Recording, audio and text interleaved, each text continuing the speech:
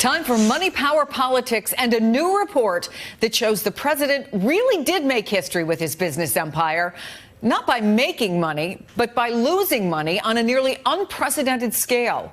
According to a New York Times analysis of Trump's IRS tax transcripts from 1985 to 1984, the president lost more than $1 billion. Far from being the most successful businessman of his generation, year after year, Trump appears to have lost more money than nearly any other individual American taxpayer. This morning, the president tried to downplay the report, calling it old news and insisting almost all real estate developers show losses for tax purposes. I'm joined now by David Cay Johnston, a Pulitzer Prize-winning journalist who has written multiple books on the president and his administration. He's an expert on tax issues and has been looking into the president's returns for years. I'm so glad we were able to have you on today. I want to read the president's tweet in its entirety this morning, responding to the New York Times report. Quote, real estate developers in the 1980s and 1990s, more than 30 years ago, were entitled to massive write-offs and depreciation, which would, if one was actively building, show losses and tax losses in almost all cases. Much was non-monetary, sometimes considered tax shelter. You would get it by building or even buying. You always wanted to show losses for tax purposes. Almost all real estate developers did and often renegotiate with banks. It was sport.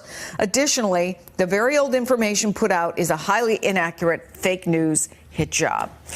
So let me just go to the major first part of that. Is it accurate to say that losing this kind of money is a good business strategy, or that it was just a product of its time?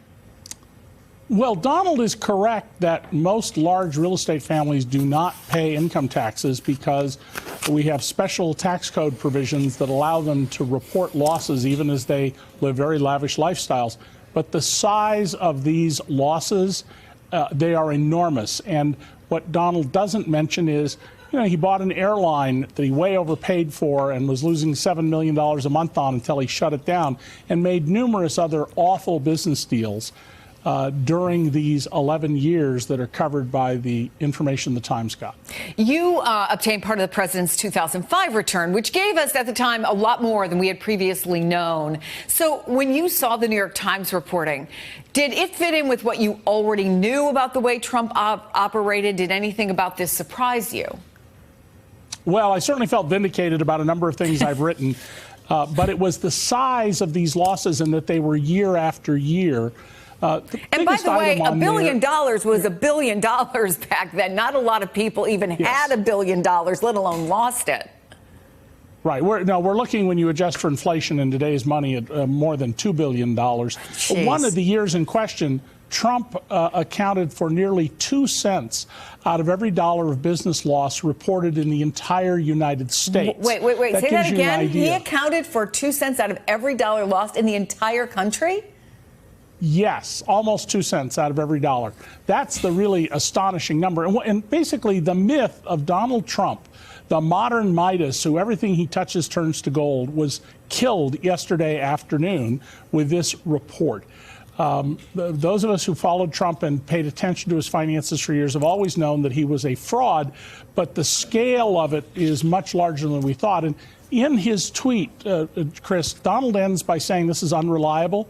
This information comes from the IRS tax transcripts, and the Times says the source of them is someone who was properly in possession of them. There are a number of people who would have these tax transcripts.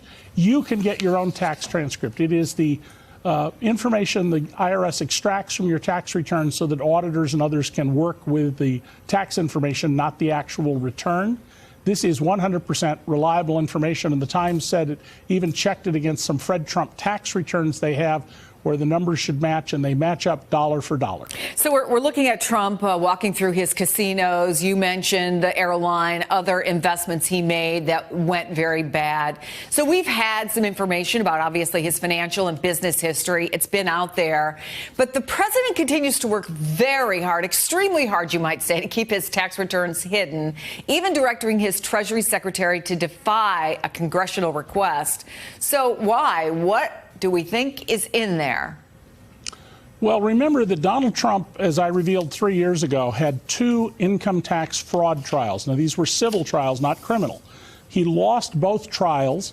He was excoriated by the judges in both cases. And in one of the trials, his longtime tax lawyer and accountant, Jack Mitnick, testified under oath, quote, "That's my signature on the tax return, but neither I nor my firm prepared that tax return." End quote. That's as strong a badge of fraud as you're ever going to hear in a tax case.